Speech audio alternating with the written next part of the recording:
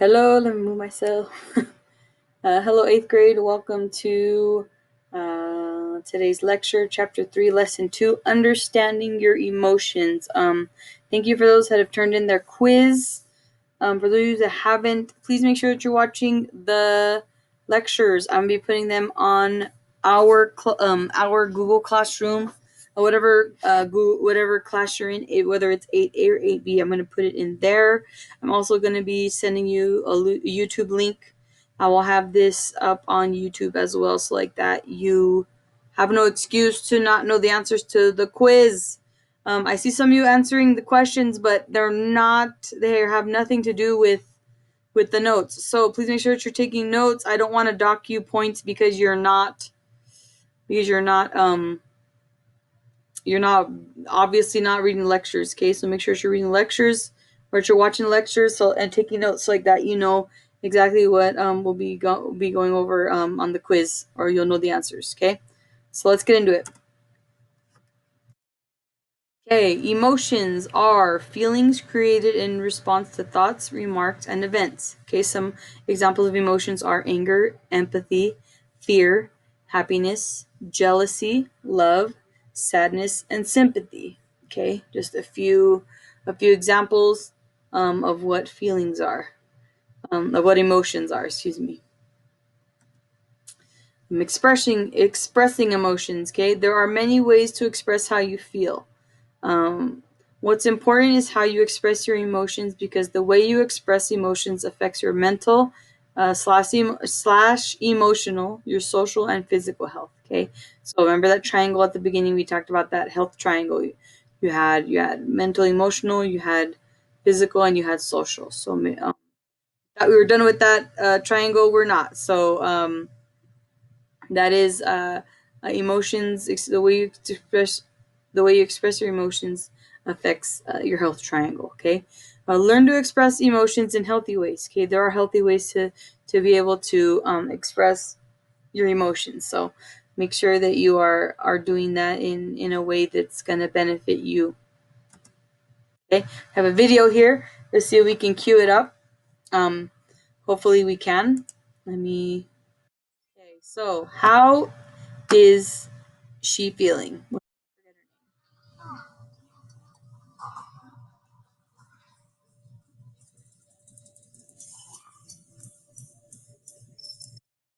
So how do you think she's feeling? Is she just going off of what she's doing? How do you think she's feeling? I think she's jamming out. Usually, if your song's on, you're dancing, you're moving around, so you obviously aren't mad or sad. So you're probably happy, right? Let's move on to the next one. Let's see. Next example.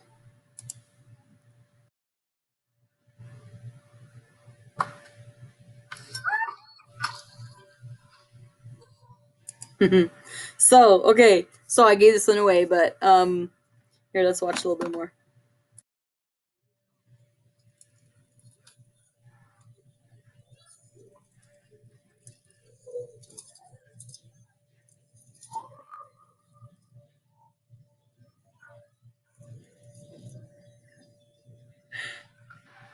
Okay, so you can see, I mean, maybe you feel it different. Maybe she was feeling sad because she spilled milk on her homework.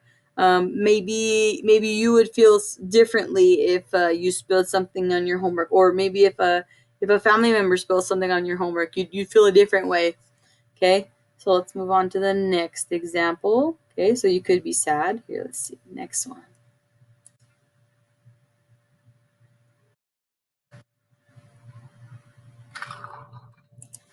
Okay, let's say you're building something. Let's say if for example you're playing a video game and you're at a certain point, and let's say you forget to get a checkpoint or something, and you end up getting whatever, you lose at that moment. Okay, how would you feel? How do you think she feels after all that hard work of making that card card tower. How do you think she feel? Let's see.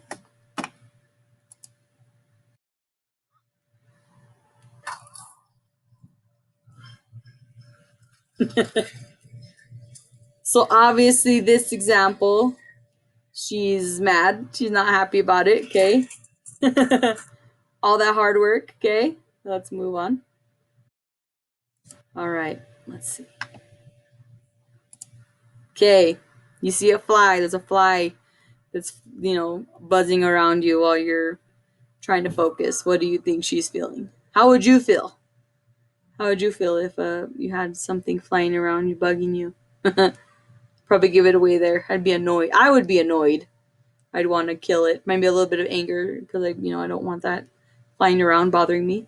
Okay, let's see.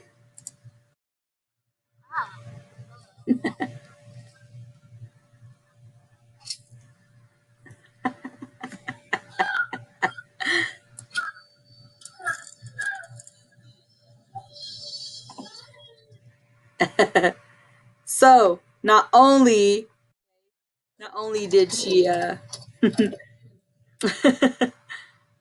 only did she did was she grossed out. She was grossed out because she had to kill it. Okay, let's see how's she feeling. This one. You see a spider. How would you feel? I tell you, I'd be a little scared if I were her. I would be very scared actually. I'm very scared of spiders. So anyway, that's that. Okay, just something to think about. Just something to help you think about your emotions. Okay. All right, moving on. We're talking about expressing anxiety now. So, anxiety is a state of uneasiness, usually associated with the future uncertainty. Okay, you have a fast heartbeat, your stomach aches, you have something called the pregame jitters. So if you have a big game coming up, you play a sport, or maybe you box, or you have some big event coming up where you're going to be performing, you get kind of nervous, and that could be a little bit of anxiety, and that's okay.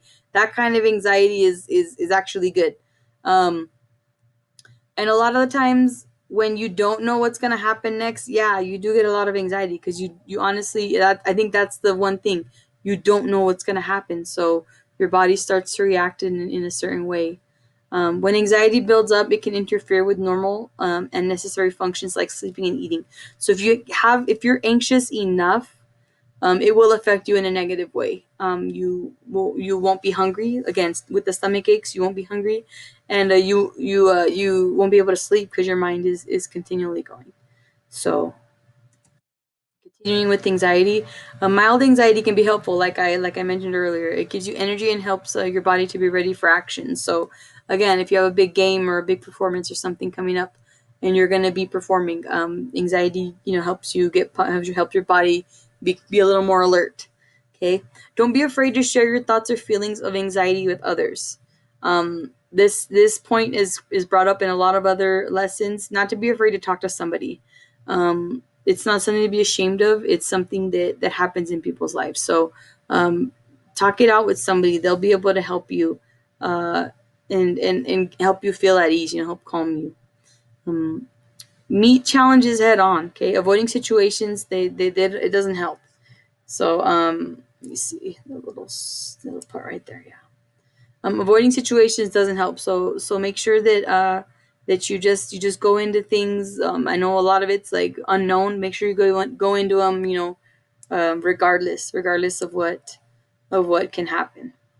Let me scoop this over. Okay. Okay. Expressing fear. Fear is your mind and body's alert system.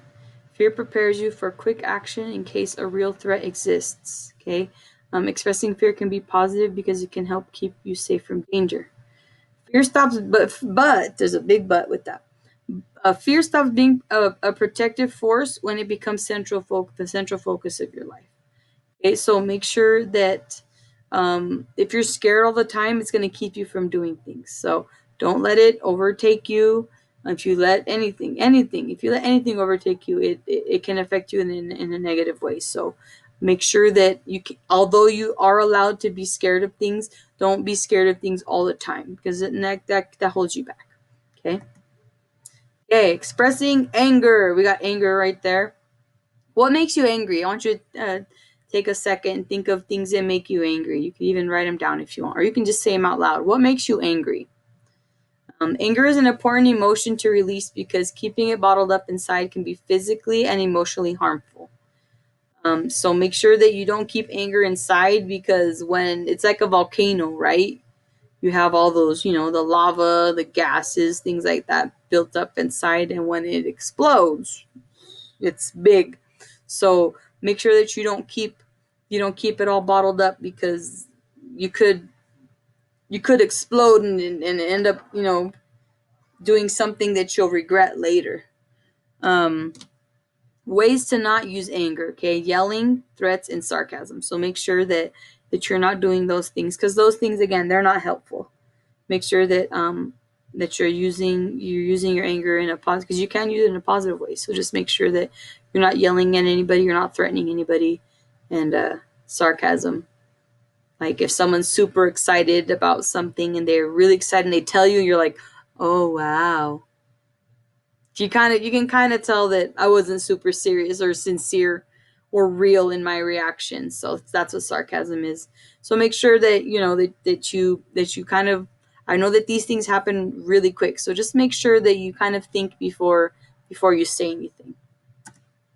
Okay, let's talk about defense mechanisms. Defense mechanisms are strategies that help people deal with strong emotions. Okay, we're going to name off a few of those. One is denial. Okay, refusing to accept what is real. Okay, if something is going wrong, but you act like things are okay. So that's an example of denial, where something happened. Let's say something really bad happened. Um, you don't want to accept it, so you pretend like, oh no, things are good, we're good. Yeah, didn't happen. That's a way to help you deal with the other emotions. So um kind of, yeah. Displacement. Displacement is taking your feelings out on someone other than the person who hurt you. Okay. Example, something happens in class, and when you go to recess, you yell at your best friend when they come over to say hi, or the person that you hang out with at recess. Okay. They come over to say hi. You had something happen in class. They come over to say hi at recess, and you just snap at them. Okay.